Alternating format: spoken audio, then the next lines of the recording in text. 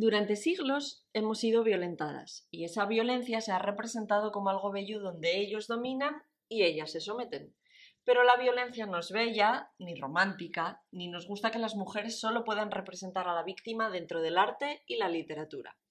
Hoy, en Vino de Señoras, hacemos un repaso por las mujeres sobre las que se ha ejercido violencia y sobre las mujeres que ejercen violencia y cómo eso se percibe, y lo hacemos con una invitada muy especial. A la producción Aida García, a mi izquierda Lucía Cuesta, yo soy Inés Barea y esto es Vino de Señoras. 3, 2, 1.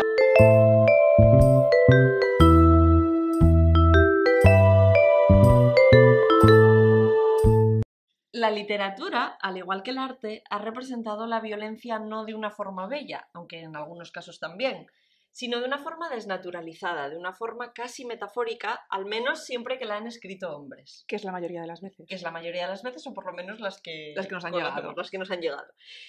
Cuando se describen escenas de violación, se hace desde una lectura metafórica que suprime la marca de género de la violencia sexual, la invisibiliza y va componiendo de ese modo un archivo patriarcal. El uso de la violencia como metáfora de la política debilita la posición de quienes son víctimas de violencia en la vida real, reforzando borrar a las mujeres como sujetos. ¡Oh, sorpresa! Los hombres reducen la violencia contra las mujeres al esquema binario de dominantes dominadas o verdugos y víctimas. Los chicos y las chicas se ajustan a los roles culturalmente aprendidos, que son que ellos dominan y ellas obedecen. Wow.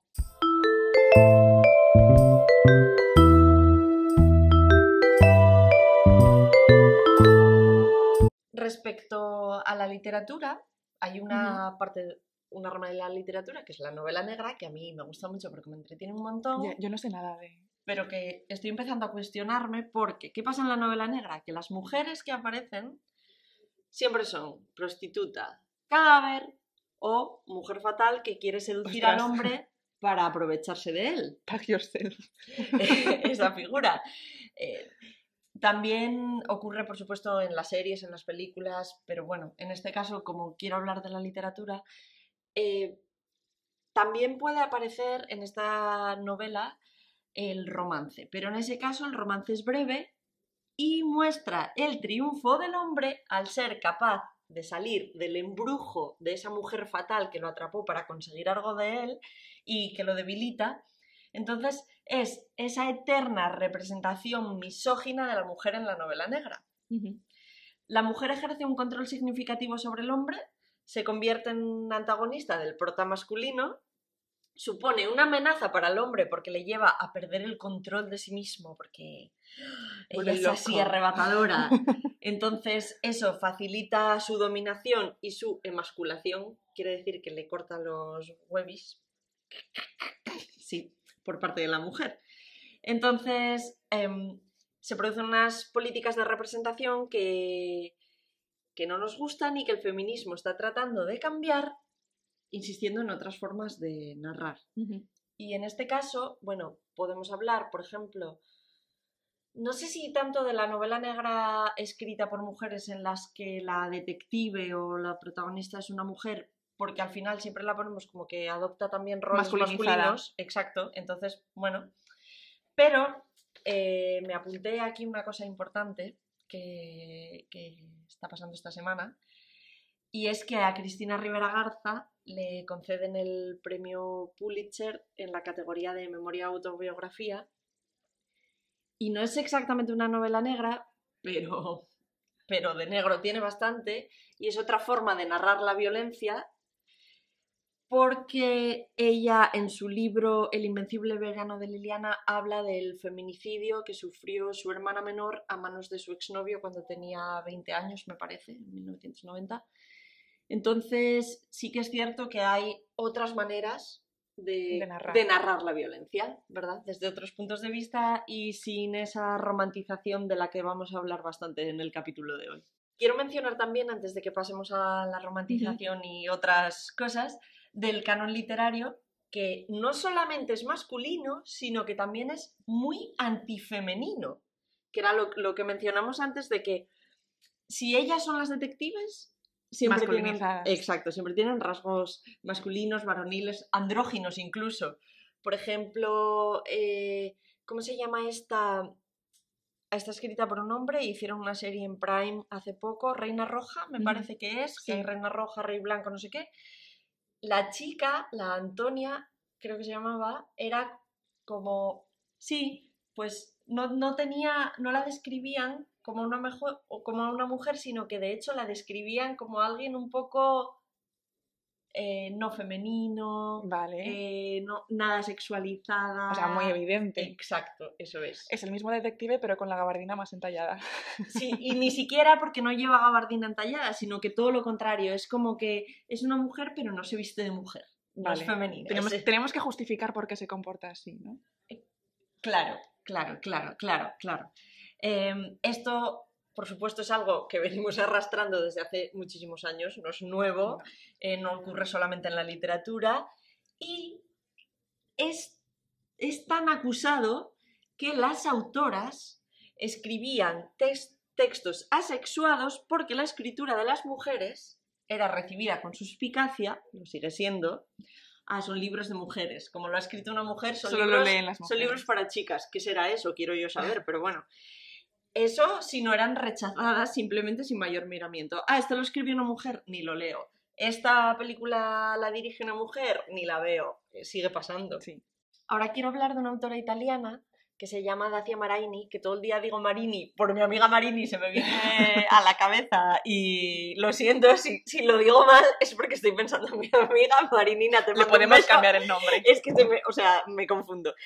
Ella escribió muchísimo sobre violencia ejercida contra la mujer de muy distintas formas y ella fue denunciada por obscena. Claro.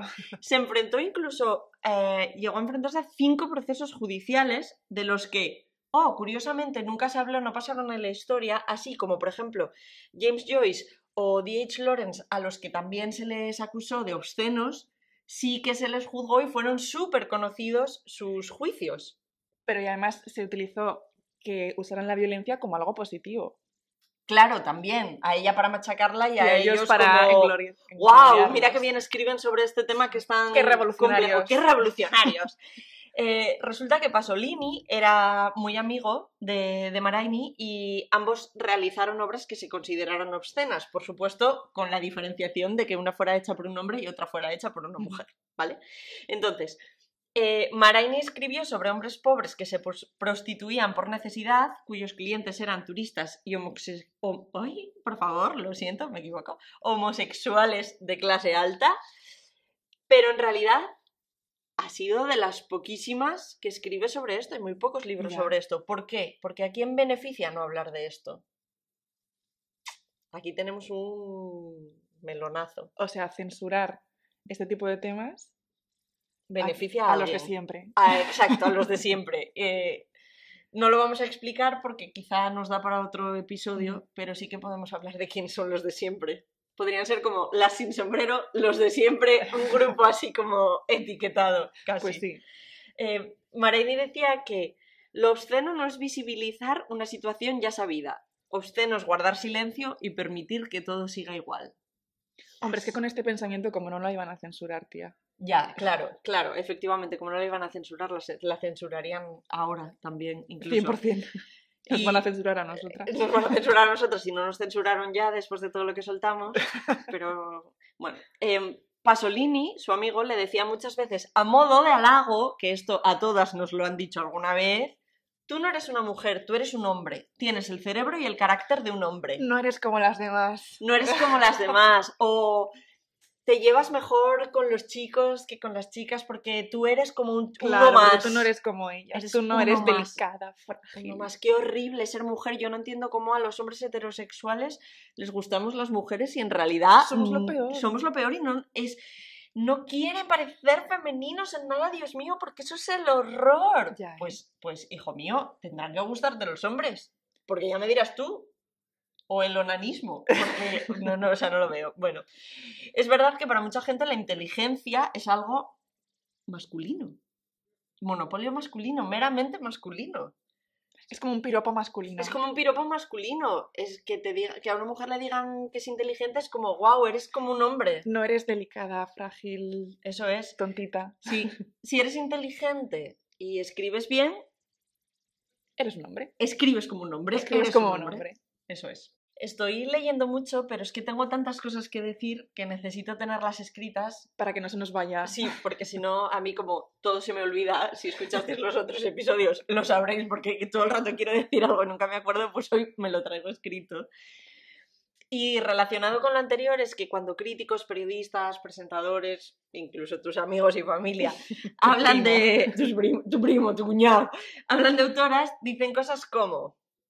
tomándolas como piropos, quiero decir, dicen cosas como la Chekhov femenina. Si Kafka fuera una mujer, habría escrito este libro. Es la versión femenina y brasileña de Rilke. Cosas así, como... Y eso es el piropo. Me caga.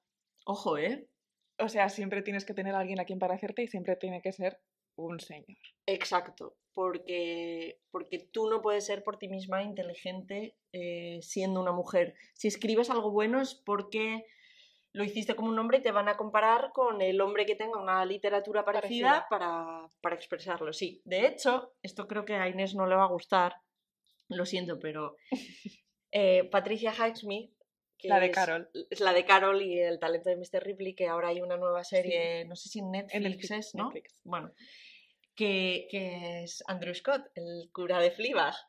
Mi pasión. Pero no, sobre él no tenemos nada que decir, es sobre Patricia Highsmith, lo siento, Inés. ¿Vamos a criticar a la mujer en vez del hombre? No. Por primera vez. Ay, pues igual sí. Dios, me siento fatal, ya no lo quiero decir. No, sí, o sea, no somos perfectas. Hay que hacerlo. Y nosotras, también hay mujeres que se equivocan y mujeres que lo hacen mal y hombres que lo hacen bien y pues Pero no me canceles, Carol, porfa. No. Lo que voy a contar es de la autora. Venga. De la autora que obviamente como mujer también es persona y puede ser incluso una caca de persona. Vale. Y también hay que comprender, la época en la que lo dijo, etcétera, pero vale. Dijo que utilizaba siempre el punto de vista del narrador masculino porque las mujeres no son tan activas e intrépidas como los hombres. Pues para escribir, Carol. Pues, ¿qué tienes? Esas dos sí quedaron un poco ¿Qué consideras, Inés? ¿Que lo dijo, quizá lo dijo porque era lo que tenía que decir o porque realmente lo pensaba? Seguramente lo creía, claro que sí. Es que tampoco se las permitía ser intrépidas. ¿Cómo voy a ser intrépida si lo único que puedo hacer es levantarme de la cama, desmayarme, cambiarme el corsé? ¿Cómo voy a ser intrépida? Claro que pues no. sí, tienes toda la razón. Y también porque si siempre nos están diciendo que lo bueno es ser como un hombre, ¿no? Por ejemplo, correr como una mujer, pegar como una mujer, ese tipo de cosas. Pues verdad. esta mujer, como iba a creer que una chica podía ser activa e intrépida, tenía que justificar su propio éxito diciendo que ella escribía como un hombre. Probablemente también, claro. De hecho, ¿cómo vas a romper tu síndrome de la impostora y decir de ti misma que eres una buena escritora si lo haces como una mujer? Y todo el mundo te está diciendo que tiene que ser como un hombre. Bueno, pues yo, pensando sobre este tema de la violencia, desde el punto de vista artístico, lo primero que me vino a la mente y lo que quiero desarrollar de alguna forma es que creo que si algo ha hecho bien la historia del arte, si algo no le podemos negar es que nos ha vendido escenas de violencia como algo bellísimo. Pero bellísimo. O sea, ha hecho una tarea por meternos en la cabeza esas imágenes con hechos súper crueles, incluso sangrientos, y que los veamos desde un punto de vista súper estético.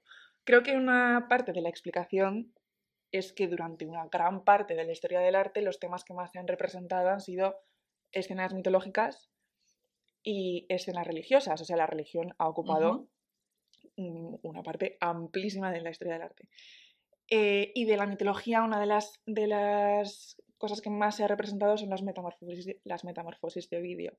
Entonces tenemos escenas de raptos. Inés, por si alguien aquí no sabe de historia del arte, ¿qué es un rapto? Un rapto es un eufemismo. Exacto, ¿de qué? Bueno, de violación. Claro. Los artistas representaban estas historias que son súper crueles, o sea, echar un ojo a la mitología es flipar, pero nos las representaban pues el rapto de Proserpina de Bernini, disculpa, hay algo más bello en el mundo. El rapto de Helena, Apolo y Dafne, el rapto de las Sabinas, o sea, tenemos una infinidad de escenas que realmente son de una violencia que asusta. Tenemos una infinidad de violaciones registradas en los museos alrededor del mundo. Registradas no, vendidas como Sí, una cosa pintas. maravillosa. O sea, Sí. yo recuerdo quedarme cuando vi el rapto de Proserpina en plan, qué cosa tan maravillosa. Y es una escena que realmente es de una crueldad tremenda. Sí. Estoy hablando casi todo el tiempo de escenas en las que son ellos los que ejercen esta violencia, ¿no? Sí. Pero, ¿qué pasa cuando son ellas las que están ejerciendo la violencia? ¡Oh! ¡Oh! Mi tema favorito. Problema, temazo. Ha habido siempre, como para explicar un poco esto, ha habido siempre temas en la historia del arte que se ponían sencillamente de moda. Vale. Y ya en el Renacimiento, como que se empezó a poner de moda a ver como muy repetido temas en los que se representaba a mujeres fuertes. Algunas de moral positiva y otras de moral negativa, pero siempre como en torno a esta mujer femme fatale. Bueno, femme fatale todavía no, pero un poco en esta línea. Vale. Tanto de la historia bíblica como de la historia grecorromana, tanto de la mitología como de la religión. Y hablo de temas como Salomé con la cabeza del Bautista, Judith y Holofernes, el suicidio de Lucrecia, Yael y Sisara, etc. Y luego en el barroco, también por las características del estilo, estas escenas que se habían empezado a representar en el Renacimiento se siguieron representando, pero ya de una forma mucho más explícita, con la violencia mucho más explícita, como mucho más oscura.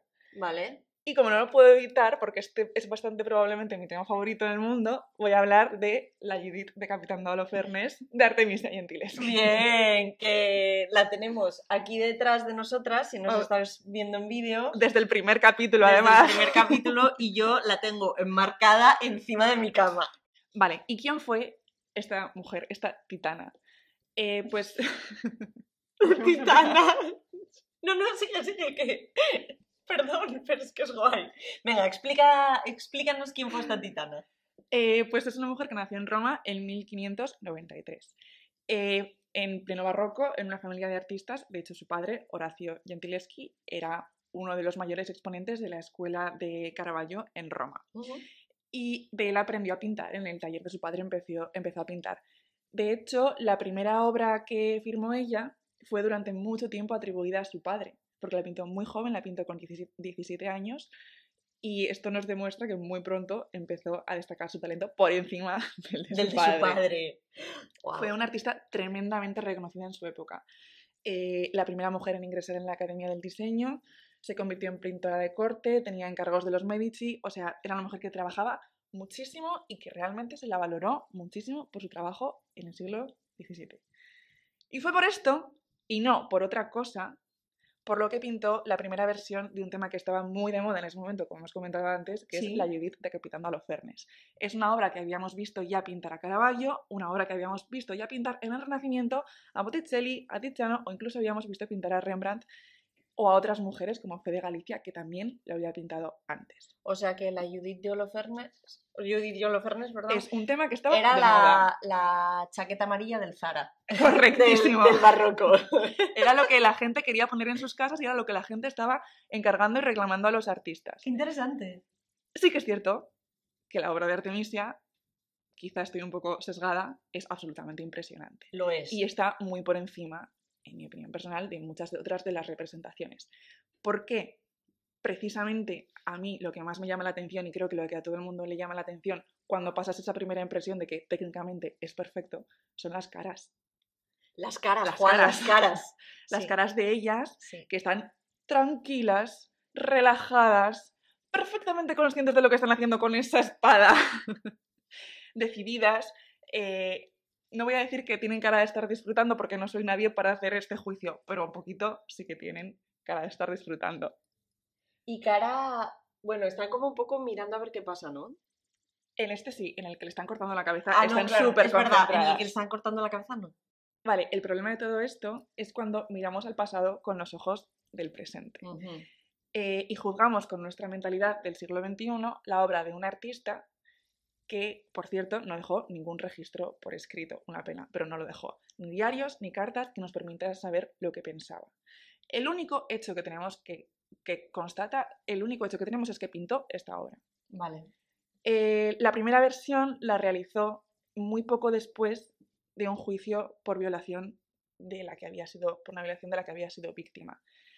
Y ha resultado sorprendentemente sencillo vincular ambos hechos, como si la manera de representar a estas mujeres que comentaba antes hubiera estado influenciada por algún tipo de necesidad de venganza del artista. Y ella sufrió una violación y se juzgó. Sí, porque ella lo denunció. Ostras, me sorprende Sí, porque, sí. bueno, es algo que ahora no acaba de pasar de verdad, lo estamos viendo con muchos casos de actualidad en los que sí puede haber un juicio, pero no se juzga al violador, y me sorprende que en aquellos años, bueno, no lo sé. denunciase, lo denunció, lo juzgó y de hecho hubo un juicio porque había testigos y este era su maestro, le prometió que se iba a casar con ella y nunca lo hizo. Wow. ¿Qué pasa? Lo primero, no podemos saber cuál es la intención detrás de esta pintura. No lo podemos saber porque no hay nada por escrito y por lo tanto no podemos sacar conclusiones basándonos en el sensacionalismo o en nuestra percepción de lo que a día de hoy haríamos si hubiéramos sufrido una agresión. Claro. Y lo segundo, lo que nosotras consideramos agresión sexual en el siglo XXI no es lo que se consideraba agresión sexual en el momento en el que Artemisia vivió. De hecho, no es hasta el siglo XX prácticamente cuando, hasta este momento, cuando una mujer era violada, no se consideraba una agresión a ella, sino al honor de su familia. Claro. El problema no es que ella sufriera la agresión sexual, sino que sufrir una violación antes del matrimonio te quitaba la virginidad, que era lo único que tenía tu familia para poder casarte. Sí. Era una mancha en el honor de su familia, no ni siquiera en el suyo. Entonces, esto tengo que decir que lo explica fenomenal Eugenia Tenenbaum, que es una historia del arte con perspectiva feminista que recomiendo infinitamente. Y ella ahonda muchísimo sobre este tema de por qué no podemos juzgarla con los ojos del presente y por qué no podemos tampoco considerarla una obra feminista.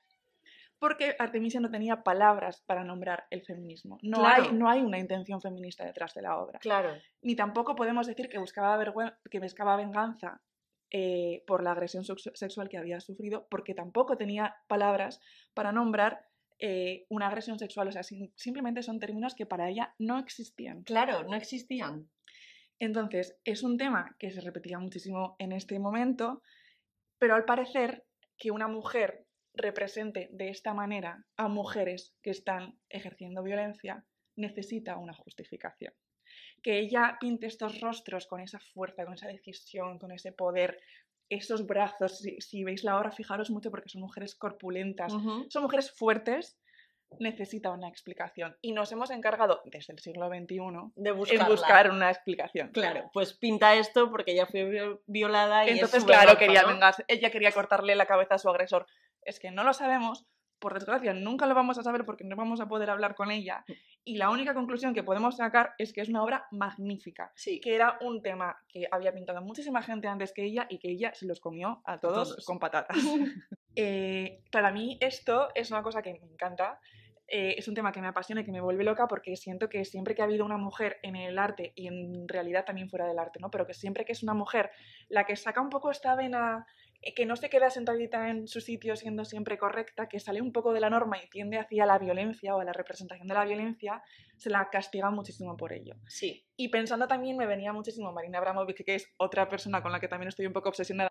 Pues a esta mujer que sigue trabajando a día de hoy se la ha juzgado muchísimo precisamente porque sus obras son, algunas de ellas, muy explícitamente violentas. De hecho, déjame decirte que cuando le dieron el premio Princesa de Asturias, que se lió una. Ella vino al Jovellanos a las charlas que hacen con los premiados, yo fui a verla y cuando estoy llegando al Jovellanos, que yo vivía al lado, hay un montón de gente congregada afuera manifestándose. Había una manifestación. Sí, manifestándose en su contra, llamándola satánica y de todo. Y claro. Yo estaba como, ¡wow! Es que vengo a ver a la reina de la performance con la performance fuera. Totalmente, la performance montada. Absoluto.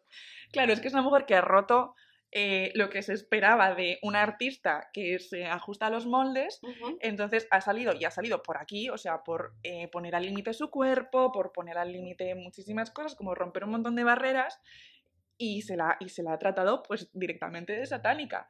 Hay una obra, de hecho, que tiene que es muy fuerte, que se llama Ritmo Cero, una Sí. de las primeras performances que hizo en una galería, en la que estaba 6 horas delante de una mesa con un montón de objetos. Algunos objetos eran plumas, otros objetos eran una pistola cargada. Ujú. Entonces, durante la evolución de las 6 horas, ella fue viendo que el público iba cogiendo confianza y lo que empezó... Los objetos podían hacer lo que quisieran con ellos Sí. y con el cuerpo de ella. Y al principio no Al hacían principio pues nada. cogían la plumita, tiki tiki, Sí. y acabaron literalmente agrediéndola, y es una performance en la que ella temió por su vida. Sí, de Entonces- hecho, a mí me sorprende que no hubiese algo más. Me refiero a algo como una violación o algo así.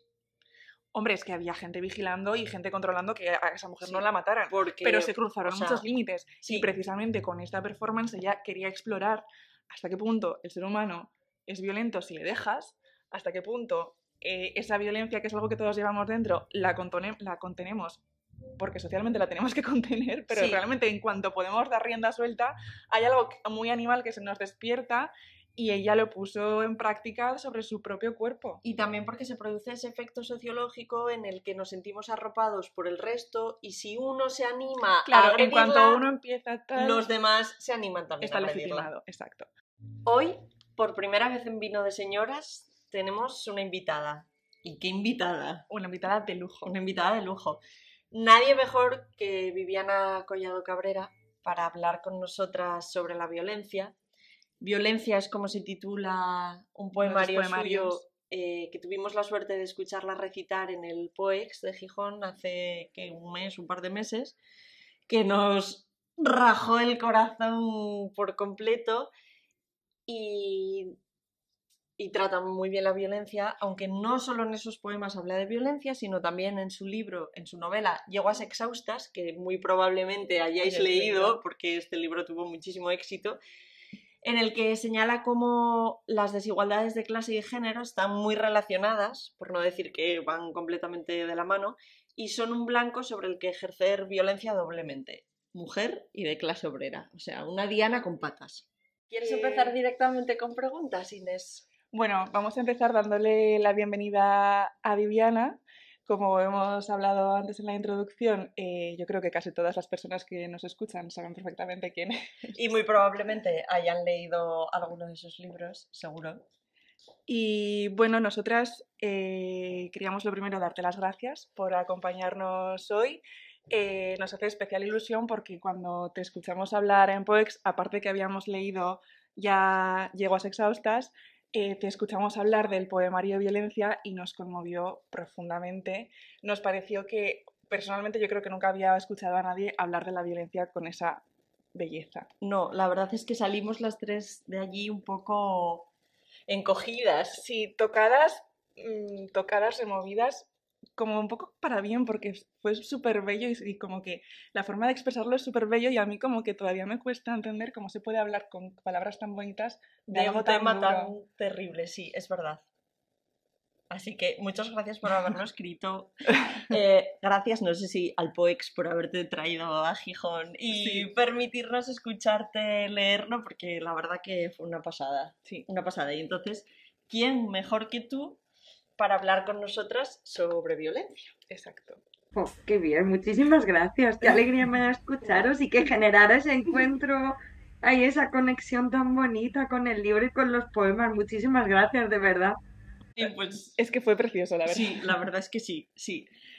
Quizá, Inés, estaba pensando que voy a dejar mi pregunta en segundo lugar, porque yo creo que alguna de las tuyas va a ir mejor Vale. ahora, porque creo que introduce mejor el tema. Vale, pues vamos a empezar hablando de cómo nos gusta, cómo en Violencias precisamente hablas de todos estos temas que remueven de esta manera, y en concreto de cómo utilizas la lingüística precisamente para nombrar no solo la violencia, sino también cómo el propio lenguaje puede ejercer violencia. Entonces yo quería preguntarte cómo precisamente la poesía te sirve para narrar estas cuestiones. Esto, de hecho, creo que lo hablé un poquito en el POEX. Ya solo con esto, sí. madre mía, nos daría para estar...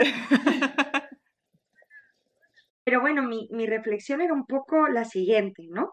Si la poesía nos sirve para decir lo indecible, lo que no se puede decir, lo que no alcanza con el lenguaje cotidiano.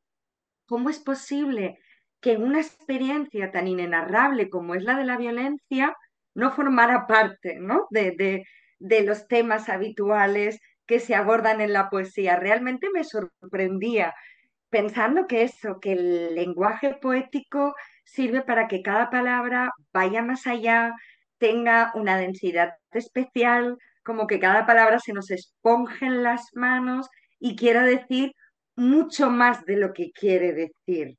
Porque es que la violencia, sea de cualquier tipo, es muy difícil de transmitir, ¿no? El daño, el dolor, es muy complicado.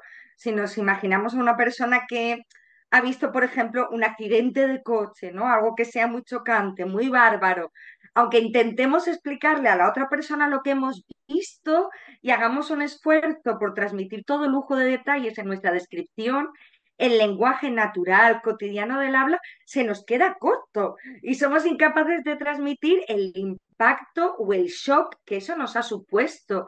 Eso lo hemos visto muy bien en el siglo XX, cuando se han intentado narrar las experiencias del horror, ¿no? De las guerras mundiales, de los campos de concentración, como resulta muy difícil, como una mera descripción de los hechos no da cuenta del dolor real. Para transmitir el daño, para transmitir la herida, hay que darle una vuelta de tuerca al lenguaje. Hay que repensarlo, ponerlo patas arriba, utilizar una entrada que sea diferente y que diga mucho más de lo que en primera instancia quiere decir. La poesía tiene algo maravilloso y es que es un poco un desbordamiento del lenguaje. Es Ujú. cuando el lenguaje no solo dice lo que parece en la primera capa, sino que se desborda y va mucho más allá. Y un Totalmente. verso, un sintagma, ¡boom!, tiene de repente detrás unas connotaciones, una atmósfera, una sugerencia, ¡ouch!, que te remueven por dentro, ¿no? Eso es la poesía. Por eso la poesía para mí es el género idóneo para hablar esa experiencia, de esas experiencias que son también de desborde, como lo son las violencias. Claro, de hecho, la poesía es muy visual, ¿no? Entonces, al final actúa como una imagen. Un verso muy corto con muy poquitas palabras incide y pincha mucho más, quizá, que un párrafo más extenso que pueda estar, pues, en un artículo periodístico o en una novela Sí, incluso. Exactamente, esa es al menos mi opinión, ¿no? Es como que cada verso en realidad por debajo tiene toda una capa y otra capa y otra capa de sensaciones, de emociones, de aquello que está señalando. Es como ir más allá. Sí, sí, es verdad. totalmente. De hecho, algunos de los, bueno, los títulos como de capítulos dentro del poemario a mí me parece que hablan mucho de esto sin decir tanto. Sí, son Decir como golpe, pequeñas decir bombas. roto, decir como sin decir, o sea, ya nos estás introduciendo que para ti todo esto está diciendo esto, golpe, víctima, decir veneno. Es que está cargado de muchísimo significado. A la vez de lo difícil que es decir, Claro, porque este libro que está reflexionando y pensando sobre todo eso, en realidad nos plantea sobre lo difícil que es nombrarse víctima, lo difícil que es generar un discurso sobre ello, lo difícil que es reconocerse en los discursos sociales que se han establecido, en lo difícil que es decir. Y claro. cómo por eso estamos buscando maneras alternativas de repensar el lenguaje, de resignificarlos para podernos decir. De hecho, en esa voz que narra hay todo el tiempo como una especie de ahogo, ¿no? De que quiere salir, de que quiere prorrumpir, pero no encuentra nunca el momento, ¿no? Y tiene miedo a decir, y tiene miedo a decirse, tiene miedo a que esa violencia de alguna manera al decirla se fije, lo contagie todo, contagie su presente, miedo a que su discurso sea juzgado, miedo a cómo se compone su memoria. ¡Wow! ¿No? Qué difícil es Sí, decir. A mí Claro, claro. me duele mucho cuando vemos a veces que se destapa algún caso de violencia con respecto a alguien conocido y alguna persona dice, sí, estupendo, pero ¿y por qué no lo dijo antes, ujú, ¿no? ¿Por qué no lo dijo? ¿Por qué se esperó un año, 10 años? Wow, hay violencias que no somos capaces de reconocer, identificar y decir hasta muchos años después de que nos ocurra. De hecho, yo tengo la sensación que estamos viviendo todas como sociedad una especie de proceso de repensarnos, Sí. de revivirnos, de recuestionarnos y estamos descubriendo cada día pasito a pasito situaciones, episodios, momentos que no vivimos desde la conciencia de la violencia en su momento, pero que quizá ahora descubrimos que sí lo son. Y de Sí, repente, aquello que nos pasó o que ocurrió en el parking de una discoteca cuando teníamos 16 años, ahora nos parece violencia y en su momento no. Y hemos es tenido verdad, que no tener nos... 20 y Es pico, verdad. 30 y pico, 40 y pico para repensar esos episodios y darnos cuenta de que sí lo son. Sí, sí, de hecho, ¿cuántas veces ahora hablamos de cosas que reconocemos como violencia que en aquel momento ni siquiera pensábamos que podían No teníamos serlo? palabras para No nombrarla. teníamos palabras. Al final es cierto eso de que no existe lo que no se nombra. Y ahora además, si cada vez somos más quienes lo nombramos y lo decimos en alto, no solamente nos lleva a la reflexión de darnos cuenta de qué cosas habían sido violencia y no habíamos reconocido, sino que también nos da la fuerza y la sensación de Sí, grupo, eso, nos sentimos más de acompañadas. comunidad Sí. para poder expresarlo. Porque aún así hay ciertas violencias que yo creo que puede llegar el día de tu muerte y no las hayas contado porque te da vergüenza, porque ser víctima también es muy difícil porque a veces crees que eres tú quien propicia la violencia. Exacto, la responsabilidad, la Eso, culpabilidad. eso. Ujú. Además, Vamos. claro, cuando tiene que ver con el mundo de los afectos y de las emociones, sobre todo en el caso de las mujeres, que de una manera más o menos explícita nos han educado para ser junkies de la emoción y de los sentimientos, claro, no dejamos de tener como un fantasmita detrás que nos dice, sí, sí, pero tú quisiste Sí, estar o ahí. podrías haber hecho esto que no hiciste y no lo hiciste. Exacto. Y eso que nos recorre por dentro, de arriba abajo, nos hace mella, nos duele, y es lo que no nos deja muchas veces prorrumpir, ¿no? No nos deja decir, no nos deja romper el discurso, Sí. porque realmente eso está ahí funcionando, ¿no? Ya, pero yo volví allí, yo luego estuve más tiempo con él, yo elegí. Qué Sí. peligroso, ¿no? Y qué perverso es el Sí, verbo elegir, porque esa totalmente. libertad es Sí, totalmente ficticia y no es real. Estamos tendidas ahí en una trampa de la emoción y de cómo nos han enseñado a gestionarlas y a vivirlas. Pero claro, la sensación es la de que yo la elegí, incluso que yo lo deseé, que es Qué peligrosísimo, ¿no? Aquí peligroso. la utilización del verbo deseo, pero muchas veces cuando uno está en relaciones tóxicas o de violencia a nivel general, a veces incluso uno tiene conciencia de que lo está pasando mal, pero prefiere ese pasarlo mal a que se rompa, sí, ¿no? claro, Porque sí. hay algo que Hay una hay especie hay deseo de continuidad, aunque uno sepa que eso es daño. Nos Sí, cuesta mucho salir de ese lugar. sí, Incluso en muchos casos hay relaciones de ese tipo que ni siquiera se rompen. Hay un par de poemas que trabajan con eso. Sí, Ni siquiera es que sea la víctima la que rompe con ello, sino que es el sujeto que ejerce la violencia, el que dice, pues mira, ya está aquí, ¿no? Se sí, sí, rompió, me cansé, tengo una nueva víctima, sí, ocurre otra cosa. Es decir, ni siquiera tiene esa capacidad de cambiar el lugar. Claro, todo eso genera una culpa, genera un malestar, genera esa no puedo ser yo que soy joven, que soy moderna, que tengo estudios, que tengo un sí. sueldo, que esa no puedo ser yo. No, yo no puedo ser esa persona, yo no puedo sí, ser ese perfil. Eso sí, es sí, duro. Esto lo hablas también bastante en yeguas. me está recordando un poco a mi vida el año pasado, que me viene una situación que dije, pero ¿cómo me va a estar pasando esto a mí? Yo que soy tan feminista y Exacto, demás. ¿Cómo puede ser que yo exacto, haya consentido exacto. esto? Y entonces también dices, ¿cómo se lo voy a contar a mis amigas y les voy a pedir ayuda si a la vez tengo entonces que reconocer que no soy lo que todo el mundo piensa que Sí. soy? Qué Hay una frase difícil. en Exacto. yeguas, perdón, es que lo tenemos. Tenemos aquí Venimos Qué de los todo. deberes. bien, me Hay una encanta. frase en yeguas que me estaba acordando ahora que dices, de este planteamiento se infiere una sencilla conclusión. Todas las víctimas que tenemos un sueldo somos imbéciles. Toma, Wow. Claro, porque ¿cómo voy a ser yo que tengo estudios, que estoy formada, que estoy...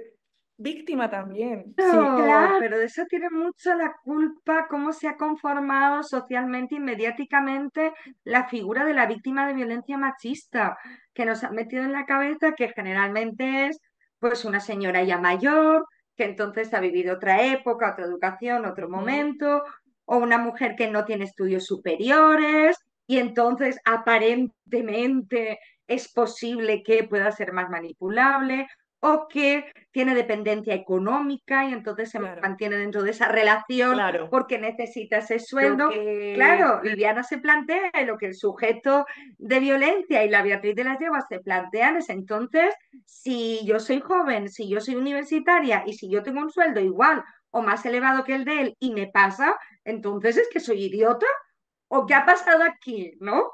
Claro, Cuando miramos las estadísticas y vemos que donde se disparan los números es precisamente entre la gente más joven, no sí, los más mayores. es verdad. Y es, jolín, eso es súper preocupante. Me causa muchísimo malestar porque mis sobrinas tienen 12, eh, sí, 12, 14 y 17 años y me da pánico. pánico bueno, lo que está ahí ahora mismo. Y tú, que eres profe de Exactamente. instituto, lo sabrás Claro, bien, lo que porque, vemos ahí, madre mía. Entonces hay como que reajustar el imaginario, porque claro, mientras la sociedad o el sistema nos siga vendiendo ese perfil de víctima, que es un perfil fácil en el sentido de que puede explicarse, claro, es que no tiene dinero para mantener a sus hijos y no está con él, claro, es que era otra época y la educaron de otra manera, claro, es que ese perfil ese imaginario es muy fácilmente justificable y nos deja muy tranquilos. No, a esta pobre mujer le ha pasado porque cumple esto y claro, esto requisito, pero no da claro. cuenta de lo real, porque la mayoría de las víctimas que lo hemos padecido no somos ese perfil, porque ese perfil ya es minoritario dentro de nuestra sociedad. Claro. Claro, si a pesar de ser el minoritario, las noticias me lo siguen vendiendo como que eso es lo que se corresponde con víctima, yo no soy esa persona. Yo no me Claro, puedo ver identificada ahí. Entonces, algo está mal, lo que tú decías antes, eso no me puede haber pasado a mí, porque yo no claro. me correspondo con eso. Como dice Beatriz en las yeguas, es que eso es 1000 puntos para el sistema, Sí. que te ha convencido de que tú no eres eso y de que por eso mismo tú no eres víctima. Y que, oye, si te ha pasado es porque a ti, por lo que sea, te ha apetecido estar allí, tú has querido, tú lo has alimentado. Oye, algún goce te produciría por alguna parte. ¡Au! ¡Qué Sí, aterrador! ¿No? ¡Qué sí, qué miedo, aterrador! qué miedo. ¡Qué aterrador! Que además uno dice, aun ajustando a esos términos, ¿no? Del deseo, de cómo se configura. Jopeta, ¿en qué mundo vivimos para que a mí me parezca que me vale la pena estar en una relación aunque me esté haciendo daño? Para que yo pueda percibir cierto goce en ese malestar, ¿no? Como Sí, dice por ahí algún verso, ¿en qué momento me han hecho sentir cómoda entre espinas? Han hecho que esas Totalmente. circunstancias y que esas sensaciones me hagan sentir bien ahí en medio o incluso segura, que me dé menos miedo estar entre el daño que estar a la intemperie. Es que eso es muy fuerte. es muy fuerte, que dé más miedo sufrir que salir o sufrir que cambiar. Porque claro, Ciertamente es. ¿cómo vas a salir de ahí si en realidad es donde estás cómoda y segura? Es que me parece, bueno, Hay algo perverso, sí, hay algo Hay sí, algo perverso en muy cómo se perverso. configura ese imaginario de la víctima, efectivamente. Y lo mismo que pasa con la figuración de la víctima, pasa con la figuración de quien ejerce Por violencia. supuesto. Va Que ujú, de la eso mano. quizá más claro en el poemario de Violencia se ve, pero donde sí que se ve súper bien ahí es en Yeguas, ¿no?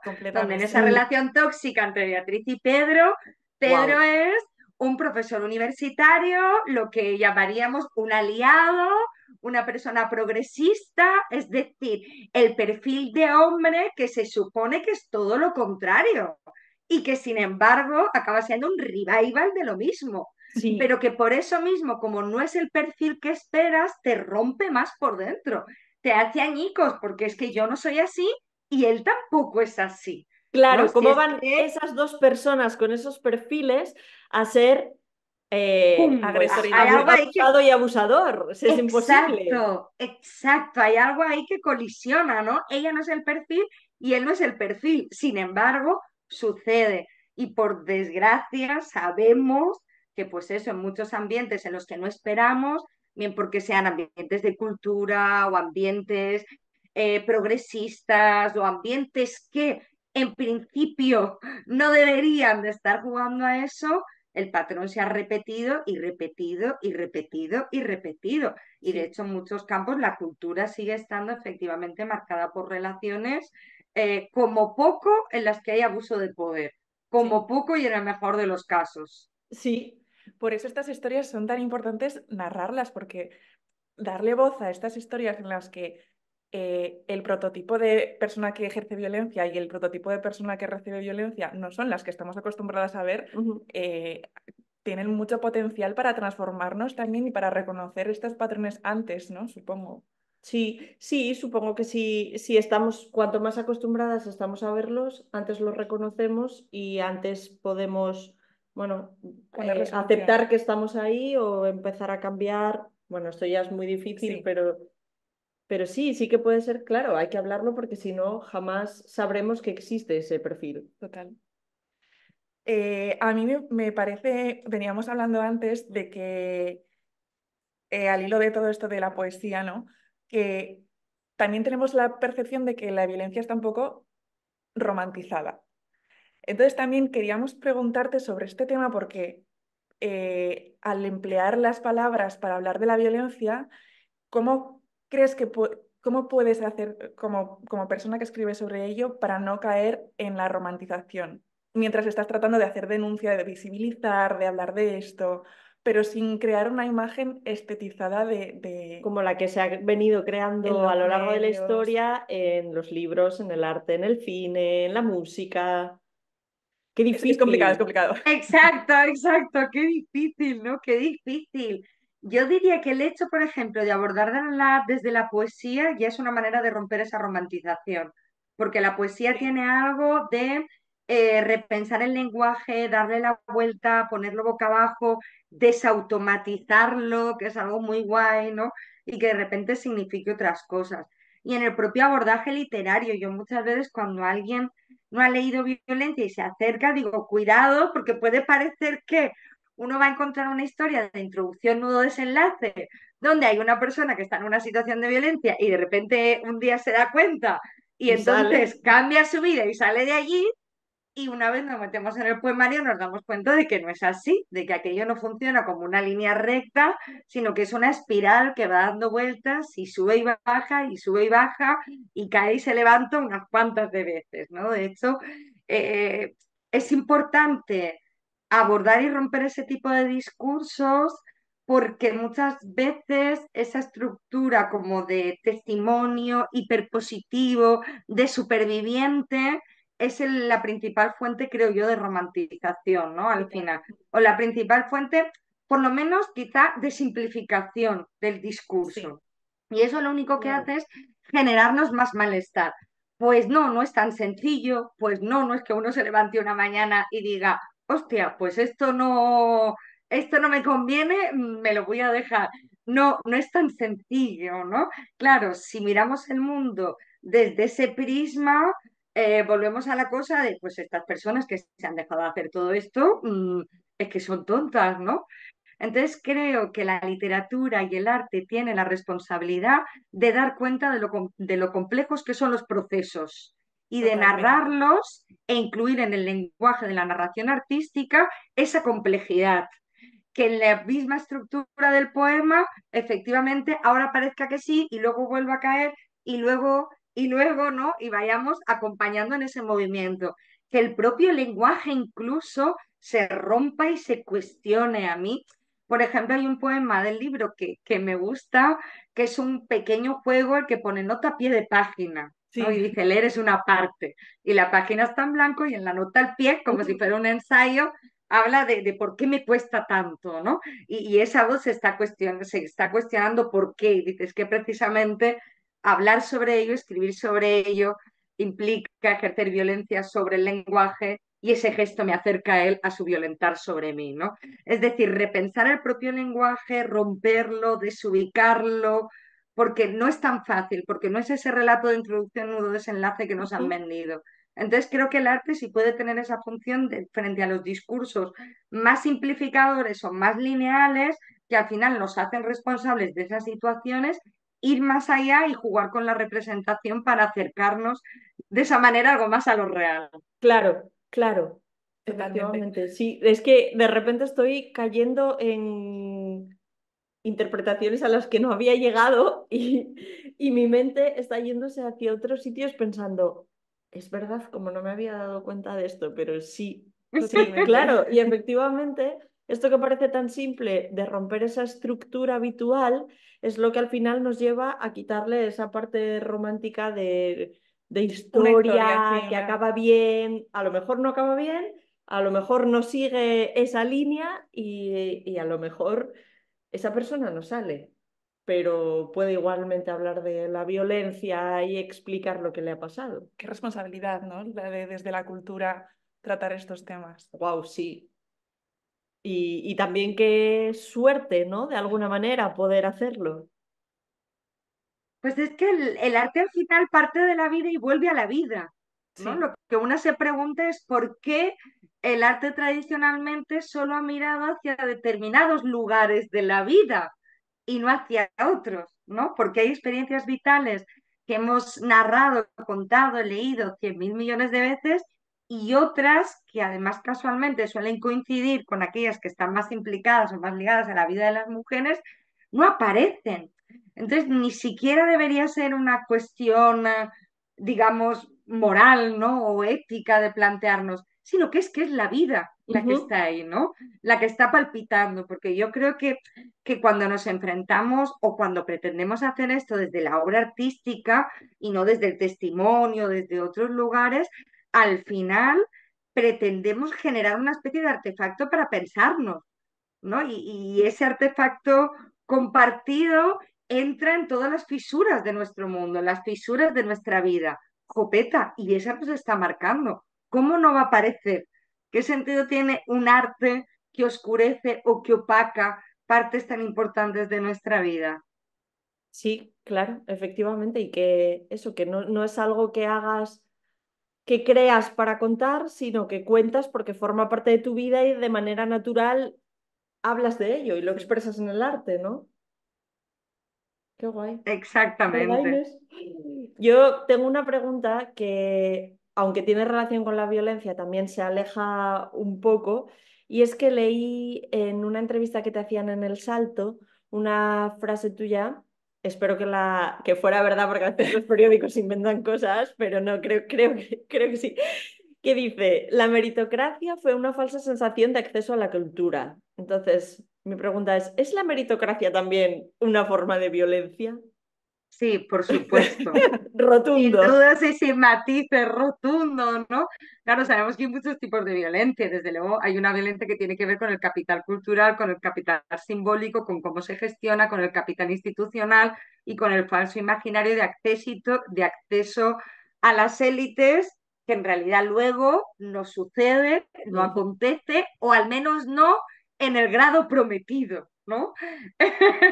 Y precisamente hablar de eso fue el germen de Yeguas Exhaustas, presentar ese personaje a esa Beatriz que es Viviana, pero que es María, que Juan, somos todas. Antonio y Que somos Andrea, todas.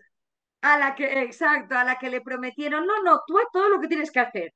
Sácate el bachillerato, sácate la carrera, y luego un posgrado, y luego un doctor, y luego, Y y esta Beatriz, llegarás. pobrecita, claro, y esta Beatriz, pobrecita mía, que ha hecho todo lo que le han mandado, cuando llega al final dice, oye, pues yo tengo todos los títulos aquí del mundo y me he chocado de bruces con que va a ser que aquí no voy a entrar, pues en este otro sitio no voy a entrar. Y a este voy a entrar, pero me van a mirar regulín por haber entrado, ¿no?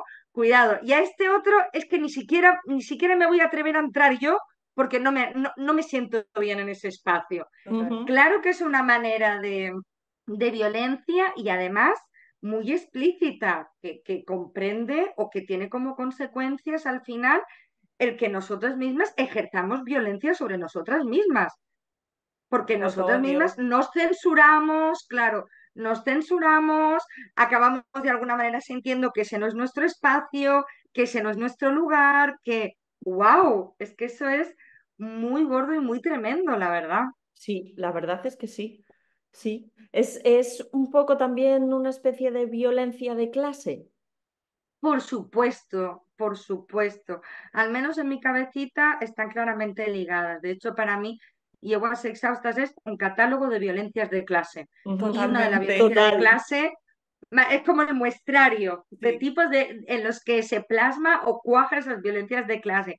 Y uno muy claro es esa imposibilidad real para acceder a determinadas esferas, a determinados espacios, a pesar de haber obtenido todos los méritos del mundo, todos los títulos del mundo y de haber hecho todo el caminito que nos dijeron que teníamos que hacer. Sí, es como si Ese fui cumpliendo esto, y de repente llego a un sitio en el que no puedo pasar. ¿Por qué? Si todo lo que me dijeron que tenía que hacer lo hice.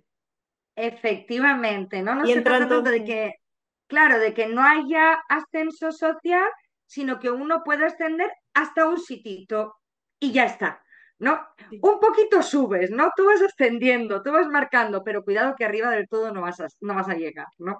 Alguien se va a encargar antes a través de muchos métodos, de muchos mecanismos, algunos explícitos y otros no, pero no por ellos menos dolorosos, sino al Ujú. contrario, se van a encargar de que tú no llegues al final de ese camino. Sí, yo que esto me está recordando ahora, perdón, pero es que siempre acabamos hablando de ella, Annie Ernaux, Siempre. porque ella siempre lo dice, ella y también nosotros lo hablamos, que le pasó lo mismo, ¿no? Ella, a pesar de tener los premios, a pesar de haber llegado donde llegó, por su clase o su, sí, por sus circunstancias, donde se crió, la clase a la que pertenece, nunca se sintió parte de las élites de la literatura, siempre se encontró rara, nunca se sintió aceptada, o sea que también es un poco parecido, o sea que da igual hasta que tengas un maldito premio Nobel, Siempre que está tu ahí. clase es la que es y que nosotras estamos muy orgullosos de la clase obrera de la que venimos, pero sí, es verdad que es un punto importante que ejerce violencia Y es muy personal, ¿no? y es muy Porque en el personal. caso, por ejemplo, de Annie Ernaux ha llegado hasta el máximo reconocimiento, pero es ella la que sigue Sí, no es el sin mundo el que le reconocerse. dice no te lo reconozco, sino ella misma, porque al final, bueno, te criaste entre eso, ¿no? De alguna Porque manera hay algo es... que tiene que ver con el imaginario heredado. Y eso es Eso una es. cosa medular que nos atraviesa, que nos condiciona, que marca la manera en la que hablamos, la manera en la que nos sentamos en un sofá, la manera en la que entramos en un despacho cuando tenemos que hablar con alguien, la manera en la que nos acercamos a la ventanilla para solucionar un papel.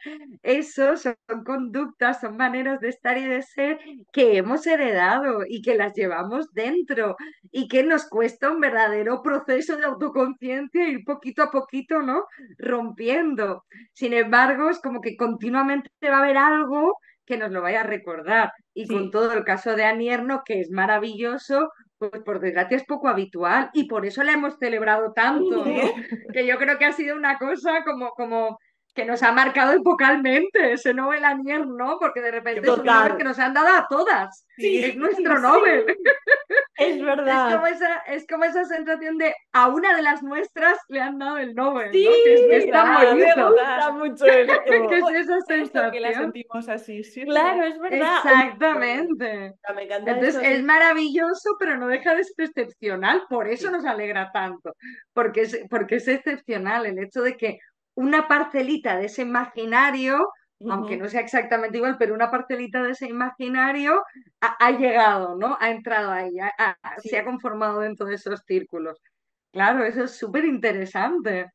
Jo, Qué me encanta esto maravilloso. de que de repente tenemos un Nobel, Es una de las todas. nuestras, sí, Es sí. una de las... ¡Ay! Es que me Pero encanta. no lo sentís un poco así, ha sido uno de los Totalmente. Nobel más celebrados, más, no Sí, sé, lo hemos Además, vivido como algo nuestro. excepcionalmente, sí. excepcionalmente celebrado, porque a mí normalmente me da igual. Sí, a mí también, vamos, el premio Nobel, tres pitos me importa, Pero ahora pero cada vez que hablo de ella tengo que decir Premio Nobel de Literatura. sí, Exacto, exacto, Como si me lo hubieses a mí. exacto. exacto, Sí, exacto, así como con exacto, otras exacto. personas ni lo nombras y te da igual y a lo mejor no sabes ni que lo tienen, pero sí en su caso siempre lo Sí, decimos sí, sí, además. sí. Oye, me encanta Qué esto, bonito. Exacto, exacto, exacto. Qué guay. Jo, pues tenemos que ir terminando, pero yo para terminar, ahora que has hablado de la herencia, una cosa que también había apuntado es que tanto en violencia como en yeguas, esa herencia herida que hablas en violencia viene mucho de la madre y hablas en los dos de esa figura materna, en violencia desde un punto de vista y en yeguas desde otro. Entonces, a mí esto me interesó mogollón y hay un párrafo que copié en el drive que tenemos Lucía y yo y que le puse, no sé qué quiere decir sobre el tema, pero sobre este párrafo, pero quiero decir algo, a ver si lo Sí, encuentro rápido. Inés dijo, bueno, es que no sé realmente qué quiero preguntar o qué quiero decir, pero necesito necesito decirlo. decirlo. Que porque aparezca. Genial. necesito que aparezca porque sí. Vas a saber perfectamente a qué párrafo me refiero, porque es en el que nombras a las yeguas exhaustas, que son las que luego dan el nombre al libro. Dice, crecer consistió en ir entendiendo los motivos por los que mi madre casi siempre estaba seria y triste.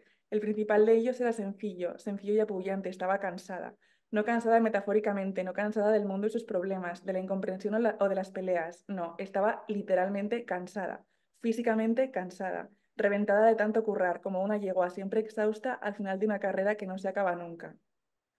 No sé qué quiero decir sobre esto, pero... Pero es otro golpe. Pero es otro... Sí, Pero qué bien por haberlo traído, ¿no? sí, Eso explica muy bien ese imaginario del que estamos hablando, por ¿no? eso. Porque todas las que estamos ahí como en esa carrera, en ese falso intento de ascenso, venimos normalmente bien de abajito y venimos de madres, de abuelas, de tías que efectivamente han trabajado como mulas y que han sido, pues eso, una especie de icono del trabajo. Y sin embargo, eso que es tan vital y que conforma de esa manera nuestra manera de entender el mundo, no aparece dentro del horizonte artístico que nos rodea. Yo siempre me he preguntado, bueno, ¿por qué en las series, por qué en las películas, por qué en las novelas, por qué no aparecen mujeres que lleguen a reventar de trabajar a su casa con las Sí, piernas hinchadísimas que no se pueden mover como llegaba mi madre, con el hombro casi sacado del sitio de estar triando en una máquina y que vienen tan cansadas que es que no les da la vida ni para pelear con su marido o con sus hijos, porque es que están tan cansadicas, pobreticas mías, que es que ni pueden, ¿no? sí, Y sin embargo, creo que es una figura que la mayoría hemos tenido cerca, que ha sido esa sí, figura que en realidad nos ha sacado para adelante en estas décadas tan duras Totalmente. que tenemos por ahí y que hemos heredado. Porque nosotras, como le pasa a Beatriz, seguimos siendo yeguas exhaustas. Por eso hacemos las cosas que hacemos y ya no estamos 12 horas trabajando en el campo o en una fábrica y luego limpiando casas, pero estamos 12 horas mirando el correo en el móvil, sí, contestando mensajes a cualquier hora del universo y sí, dejándonos explotar por el primero que pasa por delante o sí, incluso 100%. trabajando gratis a todas horas para conseguir un mínimo de visibilidad, si es que estamos igual de reventas y de explotadas. sí, El hecho de que nos dejemos explotar de esa manera, incluso nos autoexplotemos, tiene que ver con que tenemos ese imaginario del trabajo durísimo y fortísimo que esas personas supusieron, que son nuestro referente, claro, que son exacto. nuestro referente. Si es que yo Sí. me acuerdo cuando era más jovencilla, yo de vez en cuando pensaba a mi madre, digo, bueno, si mi madre podía hacer todo eso, no voy a poder estar yo aquí toda la tarde pegada al ordenador. Porque encima estoy sentada. Sí, sí, Claro, sí. encima te crees, ¿no? No estoy Claro. fregando portales, estoy sentada delante Exacto, del ordenador. exacto. No estoy picando piedra, estoy aquí. Wow, qué duro Sí, eso, ¿no? Qué duro. Pero ese sí. imaginario del trabajo, de los cuerpos y esa ausencia de los cuerpos cansados en el arte es súper significativa, Ujú. increíblemente significativa. No está el trabajo, no están los cuerpos cansados, no están los imaginarios del trabajo y eso lo que está haciendo es no explicar un fenómeno que es increíblemente mayoritario, que es toda esta autoproducción, autoexplotación y estos Totalmente. mecanismos en los que estamos todas o casi todas danzando. Esto es el final perfecto, poder unir la violencia con la clase, que al final no están para nada disociadas, están completamente unidas Exacto, al revés, está bien, bien entramadito. Sí, y aparecen muy bien reflejadas tanto en violencia como en como en yegua. yeguas exhaustas, la verdad, y que necesitamos, ¿qué necesitamos, Inés? Necesitamos más yeguas en la literatura, en el arte, en la poesía y en todo. El cine necesitamos ver más mujeres como estas que son las que nos han construido. Sí. Así que nada, solamente nos queda darte las gracias infinitas por habernos acompañado, Pero infinitísimas por gracias. el valor que tienen tus palabras. Estamos deseando leer todo lo que saques. Ujú. Por favor, escribe Por muchas favor. cosas más, porque de alguna manera también eres parte del premio Nobel Dani Ernoult. O sea que Exacto. Nuestro premio Nobel, nuestro nuestro premio. premio Nobel. Yo creo que esa sí es una manera maravillosa, yo creo, de cerrar, ¿no? Vamos Jolín, a celebrar es que perfecto. una de las nuestras ha ganado el premio Ha Nobel. llegado Sí, ahí. de hecho deberíamos, no lo tenemos, pero si estuviéramos juntas estaríamos brindando con nuestro vino de señoras Sí. por ese premio Nobel que es de todas. Totalmente, totalmente. Muchísimas gracias por haberme invitado y por charlar este ratito y por leer los libros, que al final es lo más bonito y lo más emocionante. Muchísimas gracias, Viviana. Nos has acompañado hoy, pero nos has acompañado también en muchas reflexiones y en muchos vinos nuestros, así que Ay, qué gracias guay. de nuevo Millones de gracias. y te deseamos lo mejor y estaremos aquí esperando a que sigas sacando cosas. Así Saldrán, que saldrán. Bien. bien. Muchísimas gracias, de verdad. A vosotras. Chao. Chao, Hasta luego. gracias. Oye, qué capitulazo, Inés. Bueno, a mí Viviana me ha tocado todas las teclas que podía A mí tocarme. Viviana lo que me dio es, como dice ahora la gente, food for thoughts. Me dio aquí material para reflexionar que se me va a volver el cerebro loco. Jo, estamos súper felices y súper agradecidas de que haya querido venir y que haya abierto con nosotras este pedazo de melón. Sí. Nosotras, antes de que accediera a esta videollamada, la admirábamos ya profundamente y ahora ya es como nuestra amiga porque además tenemos un Nobel en común. Es verdad, tenemos un nombre en el común. Me encanta Así esta que- frase para acabar el podcast. Es que me parece brutal. Con una de nuestras autoras favoritas, Obsesión, relacionada con otra de nuestras autoras favoritas. También obsesión. Que además viene de invitada y que encima nos regala sido- estas palabras maravillosas. Esperamos que hayáis disfrutado de ella igual que nosotras, que si Sí. no la conocíais, corráis a por Yeguas Exhaustas Y a por violencia. y a por el resto de poemarios que tiene publicados Y lo que irá sacando. y lo que irá sacando. que No nos- le perdáis la pista Si porque lo esta escuchasteis, mujer... ya sabéis que va a sacar más cosas. Estamos deseándolo. Así que muchísimas gracias por llegar hasta aquí y nos vemos en el próximo capítulo. Eso es. Chao. Gracias.